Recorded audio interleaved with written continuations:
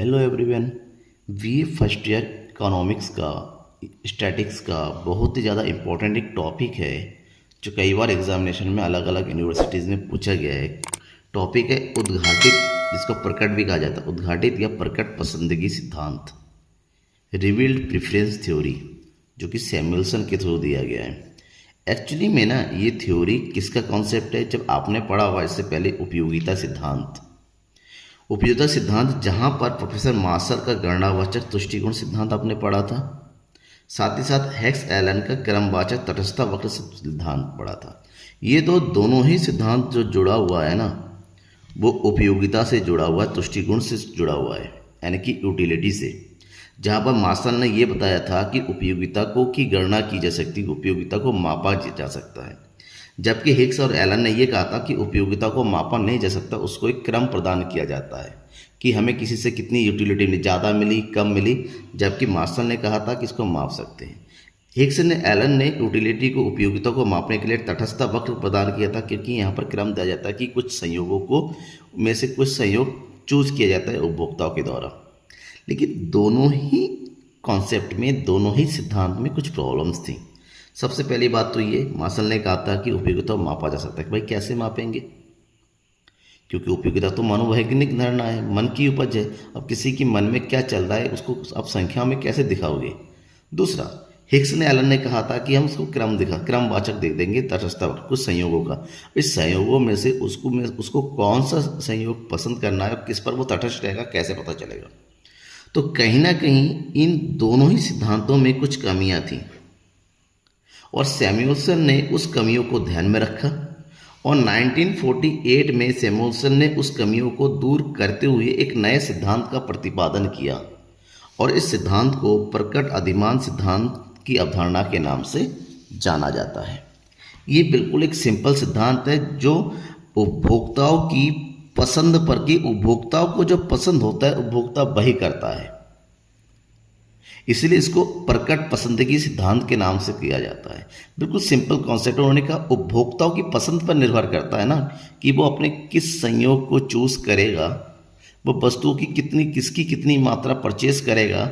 इस पे ना ही गणना काम करेगा, गणनावाचक, ना ही क्रमवाचक काम करेगा। बात करेगा कभी कभी अगर चीज़ें महंगी भी हो तब भी उपभोक्ता परचेज करता है और चीज़ें सस्ती हो जाती है तब भी उपभोक्ता परचेज नहीं करता है, क्योंकि उसकी पसंद की बात है, उसकी ज़रूरत की बात है। तो इसी चीज़ को उन्होंने एक्सप्लेन किया आगे जाके और इसके कारण यह उपभोक्ता के व्यवहार की एक वैज्ञानिक व्याख्या प्रदान करता है, क्योंकि उपभोक्ता की बात करता है तो वैसे में इसको वैज्ञानिक अवधारणा मानते हैं, इसलिए इसको आचरणात्मक या व्यवहारवादी व्याख्या भी कहा जाता है। ठीक है ना। अब इसके बारे में थोड़ा सा और एक्सप्लेन करें तो क्या है ये सिद्धांत बाजार में हुए कीमत परिवर्तनों के परिणाम स्वरूप उपभोक्ता की प्रतिक्रियाओं का अध्ययन करता है कि बाजार में जो चेंजेस आ रहे हैं, कभी कीमत ज़्यादा हो रहा है, कभी कीमत कम हो रहा है, कभी माल बढ़ रहा है, कभी ज़्यादा हो रहा है, कभी नए सामान हो रहा है, जो भी परिवर्तन हो रहा है बाजार में कीमत के परिवर्तन, उस कीमत में परिवर्तन होने के कारण उसकी प्रतिक्रियाओं में क्या परिवर्तन आता है, उन्हीं के आधार पर उपभोक्ता के अधिमानों के संबंध में निष्कर्ष निकाला जाए। उसके अधिमान मतलब उपभोक्ता किस चीज़ को प्रीफर कर रहा है, किस चीज़ को परचेज करेगा, किस चीज़ का उपभोग करेगा, उस बाजार में आने वाले कीमत परिवर्तनों के आधार पर तय होता है। सिंपल कॉन्सेप्ट है बिल्कुल कि बाजार में जो परिवर्तन आता है उसी आधार पर उपभोक्ता की अधिमानों में, इनकी प्रेफरेंस में क्या परिवर्तन आ रहा है, इसका संबंध जो है वो होता है पसंदगी सिद्धांत। अब क्योंकि ये सिद्धांत बिल्कुल व्यवहारवादी था, इसलिए इसे प्रोफेसर तपस मजूमदार, भारत का एक बहुत बड़े अर्थशास्त्री है, उन्होंने कहा था कि यह एक व्यवहारवादी क्रम संख्यात्मक सिद्धांत है। व्यवहारवादी क्रम संख्यात्मक, जहाँ पर उपभोक्ता के व्यवहार के आधार पर उसके प्रेफरेंस को क्रम प्रदान किया जाता है। ठीक है, इतना तो नॉर्मल है। अब ये जो सिद्धांत है, क्योंकि हर सिद्धांत की कुछ मान्यताएं होती हैं जिन पर वो सिद्धांत काम करती है, इसके अलावा उस सिद्धांत की कोई वैल्यू नहीं होती। इस सिद्धांत की भी कुछ मान्यताएं हैं। कौन कौन सी है?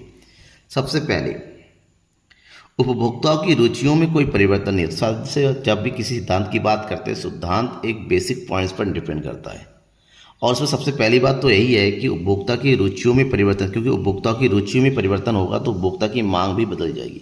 जहाँ पर कीमत का कोई प्रभाव नहीं पड़ेगा, उपभोक्ता व्यवहार बदल जाता है, क्योंकि हम उपभोक्ताओं के व्यवहार का ही अध्ययन कर रहे हैं। अगर व्यवहार में ही परिवर्तन होता है तो ऐसे में हमारी मान्यता जो हमारे जो सिद्धांत है वो काम नहीं करेगा। किसी प्रकार की रुचियों में परिवर्तन नहीं होना चाहिए, ना आदत में, ठीक है ना। ध्यान रखिए, उपभोक्ता का चयन उसके अधिमान प्रेफरेंस को प्रकट करता है और यह मजबूत क्रम पर आधारित है। उपभोक्ता का जो भी वस्तुओं का संयोग चयन करता है वो एक अधिमान, एक प्रेफरेंस के अकॉर्डिंग कि उसको ये ज़्यादा महत्वपूर्ण है, ये ज़्यादा उसके लिए वैल्यूबल है, इस वस्तु की उपयोगिता उसके लिए ज़्यादा है, इस बात को प्रकट करता है और इससे एक मजबूत क्रम बन जाता है कि वो किस क्रम में वस्तुओं को उपभोग करेगा। नेक्स्ट, दी हुई कीमत आय परिस्थिति में उपभोक्ता दो वस्तुओं के किसी एक संयोग का चयन करता है। हमेशा उपभोक्ता ध्यान में रखिएगा किसी एक संयोग का ही चयन करेगा। भले ही आपके पास कीमत और मांग के अनुसार कई सारे संयोग हो गए, लेकिन उसकी जो परिस्थिति है उस परिस्थिति के हिसाब से वो केवल किसी एक संयोग को ही चूज कर सकता है। बाकी सारे संयोग उसके लिए निरर्थक हो जाते हैं, बेकार हो जाते हैं, कोई वैल्यू नहीं होती है। और नेक्स्ट है, किसी व्यक्ति उपभोक्ता के अधिमानों से संबंधित चयन संबंधी दो उपकलों में टकराव नहीं होता है।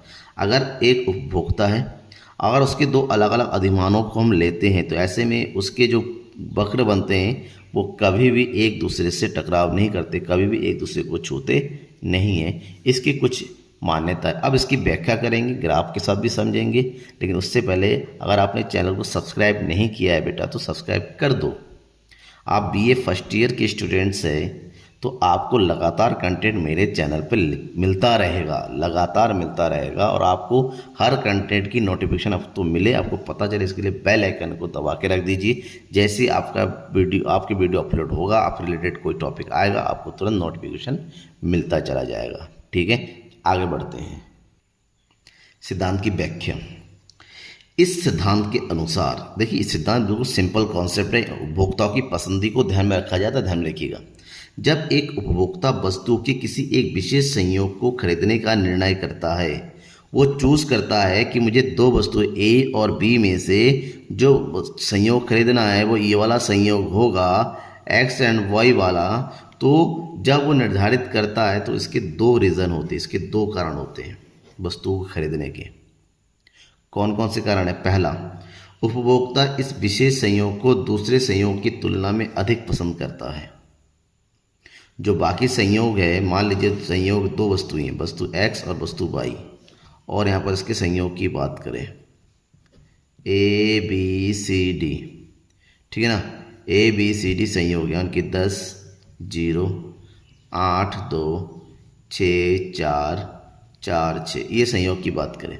अगर उपभोक्ता किसी संयोग को परचेज कर रहा है, यानी कि मान लो उपभोक्ता ऑप्शन नंबर सी, संयोग नंबर सी को ले रहा है, इसका एक ही मतलब है।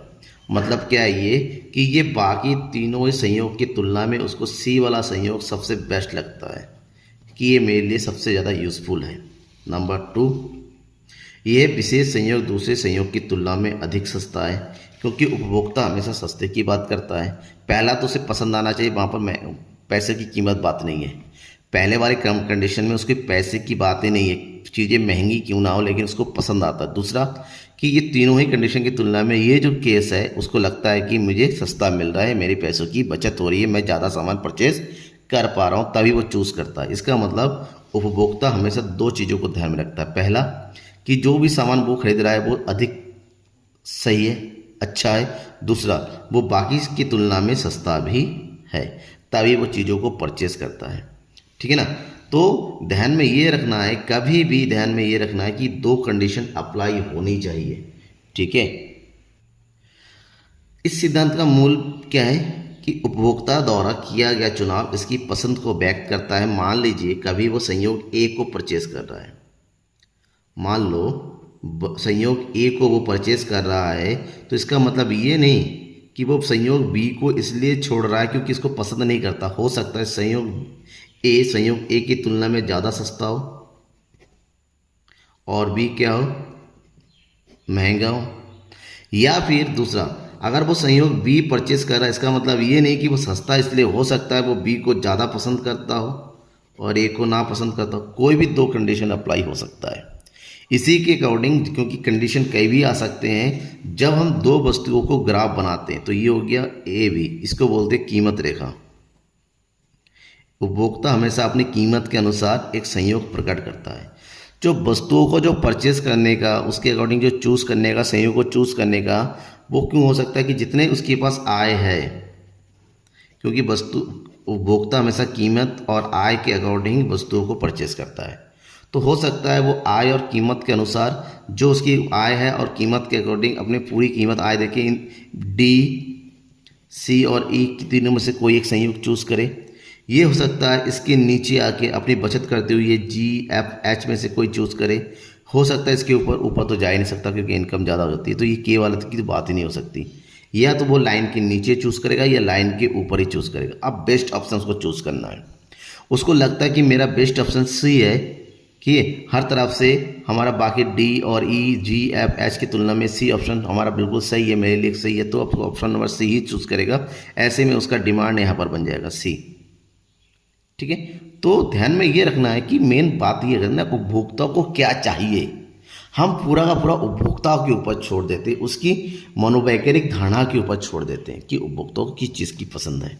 ठीक है ना। ऐसे में सैमुअल्सन का ये उद्घाटित अधिमान मजबूत क्रम या अधिमान परिकल्पना को मजबूत स्वरूप आधारित है कि मजबूत क्रम मतलब एक उपभोक्ता अपने मन से ही मजबूत हो जाता है कि उसको किस चीज़ को ज़्यादा प्रेफर करता है। ठीक है ना। अर्थात अपने अधिमान क्रम में उपभोक्ता दो वस्तुओं के विभिन्न सहयोगों के एक निश्चित क्रम प्रदान करता है। एक क्रम प्रदान कि मुझे ये सबसे ज़्यादा वैल्यूबल है, इसके नीचे ये, एक क्रम के अनुसार वो सबसे टॉप क्रम में सबसे ज़्यादा मजबूत होता है, जो सबसे ज़्यादा प्रीफर होता है उसके लिए, जहाँ पर वो सस्ता भी होता है और उसकी पसंद भी होती है, उसी चीज़ को वो चूज करता है। ठीक है, समझ में आ गया। अब इसके आगे थोड़ा बढ़ते हैं। नेक्स्ट है कि उद्घाटित अधिमान सिद्धांत की श्रेष्ठता के कारण कि ये बाकी दोनों से, चाहे वो हम कहें गणनावाचक सिद्धांत मार्शल का सिद्धांत है या फिर एलन या हिस का सिद्धांत है, उसकी तुलना में ये श्रेष्ठ क्यों है, अच्छा क्यों है। कई कारण। सबसे पहले ये एक व्यवहारवादी सिद्धांत है जहाँ उपभोक्ता की व्यवहार का अध्ययन करता है। यहाँ पर काल्पनिक मान्यता नहीं दी जाती कि मान लेते मनोवैज्ञानिक निर्धारणा को इसको माप सकते हैं। भाई आप मार्शल ने कहा था कि उपयोगिता को आप क्रम प्रदान करो, माप दो 40%, कैसे हो सकता है, पॉसिबल ही नहीं है। तो ये व्यवहारवादी, क्योंकि यहाँ पर उपभोक्ता के व्यवहार की बात करते हैं, उपभोक्ता की पसंद की बात की जाता है। उपभोक्ता, क्योंकि नॉर्मली हर कोई चाहता है सस्ता सामान, लेकिन जब उसको पसंद आ जाता है वो सस्ता या महंगा नहीं देखता है। ये दोनों ही अप्लाई होता है, तो ये व्यवहारवादी सिद्धांत है। व्यर्थ की मान्यताओं का परित्याग। इस सिद्धांत में सैमुअल्सन ने किसी भी व्यर्थ की फालतू की मान्यता को ध्यान में नहीं रखा कि नहीं ये होना चाहिए वो होना चाहिए। सैमुअल्सन ने उद्घाटित मान्यता पुराने सिद्धांतों की व्यर्थ मान्यताओं को हटा दिया, इसलिए कोई भी व्यर्थ मान्यता नहीं है। यहाँ पर जो मान्यता है वो सिंपल है, व्यवहारवादी, उपभोक्ताओं के ऊपर निर्भर करता है। ऐसे में ये जो है ज़्यादा श्रेष्ठ है। निरंतरता की मान्यता का परित्याग। मार्शल और हिस दोनों ने कहा था कि लगातार उपयोग होता रहना चाहिए, लेकिन सैमुअल्सन ने ऐसा कुछ नहीं किया कि लगातार उपभोग। जब उपभोक्ता को लगेगा उपभोग करना चाहिए तभी वो उपभोग करेगा, लगातार वाली बात यहाँ पर है ही नहीं। और नेक्स्ट है अधिकतम उपयोगिता की मान्यता का परित्याग। यहाँ पर ये कहा कि सबसे अधिक उपयोगिता की प्राप्ति कब होगी, ये नॉर्मली मार्शल की देन कहा था। लेकिन अब अधिकतम उपयोगिता की बात नहीं है। जो भी संयोग एक उपभोक्ता जो है क्रय करता है, उसी संयोग पर वो क्या हो जाता है, संतुलित हो जाता है।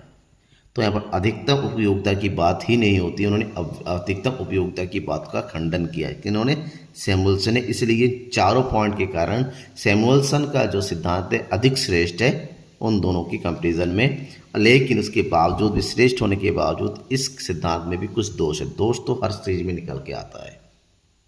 तो इसमें कौन कौन से दोष? सबसे पहली बात है उपभोक्ता व्यवहार में उदासीनता की उपेक्षा की जाती है। उदासीनता उपेक्षा की यहाँ पर संयोग की चूज करने की तो बात की जाती है, तो यहाँ पर कभी भी ये नहीं कहा जाता कि ये उदासीन है, बाकी संयोग उसके लिए सही है लेकिन वो चूज नहीं करता, इस बात की बात नहीं करता है। ये खाली ये बात करता है उसकी पहली पसंद क्या है। सप्रतिबंध परिमेय। सप्रतिबंध परिमेय का मतलब क्या होता है? उद्घाटित अधिमान सिद्धांत प्रतिबंधक है, सामान्य नहीं है, इसके अंदर कुछ प्रतिबंध लगाया गया है। इन्होंने अपने मांग सिद्धांत को इस आधार पर सिद्ध किया है कि मांग की आयलोच धनात्मक होती है उन्होंने ये तय किया कि मांग की आयलोज धनात्मक होती है, यानी कि आय बढ़ने के साथ साथ मांग भी बढ़ जाती है और आय घटने के साथ साथ मांग भी घट जाती है। यहाँ पर वस्तु गिफिन वस्तु का सामान्य वस्तु का उन्होंने कोई मतलब नहीं समझा।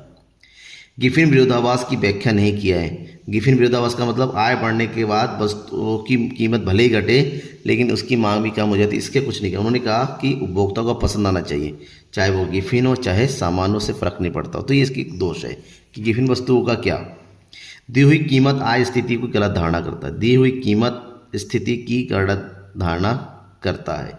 कैसे? इस सिद्धांत में दी हुई कीमत आय स्थिति की धारणा भी गलत है, जिसका अर्थ यह है कि उपभोक्ता दोनों वस्तुओं में से थोड़ा थोड़ा चुनाव करता है, परंतु ऐसा बहुत कम देखने में आता है कि उपभोक्ता हर वस्तु का थोड़ा थोड़ा भाग खरीदे। हो सकता है किसी वस्तु को पूरा खरीद ले, हो सकता है किसी को बिल्कुल ना खरीदे, लेकिन थोड़ा थोड़ा हर से खरीदे ये पॉसिबल हो भी सकता है, लेकिन हर बार ये कंडीशन अप्लाई नहीं होता है। साथ ही मांग सिद्धांत के कल्याणवादी उद्देश्य की उपेक्षा की जाती है। ठीक है ना, ध्यान में रखिएगा कि ये कुछ पॉइंट्स है जिसके कारण ये सिद्धांत में कुछ दोष निकल के आते हैं। दोष तो होता ही है, लेकिन इसके बावजूद ये सिद्धांत व्यवहारवादी है। ठीक है ना, हर किसी ने माना है कि उपभोक्ता के व्यवहार की बात की जाती है, इसलिए इसको श्रेष्ठ भी कहते हैं। ठीक है, कोई भी डाउट रहता है तो कमेंट बॉक्स में कमेंट करके बताइए। ये टॉपिक कंप्लीट होता है। टॉपिक में कहीं पर कोई पॉइंट समझ में नहीं आए तो बेझिझक बताइए, मैं इसको एक्सप्लेन करने की पूरी से पूरी कोशिश करूँगा। Thank you everyone.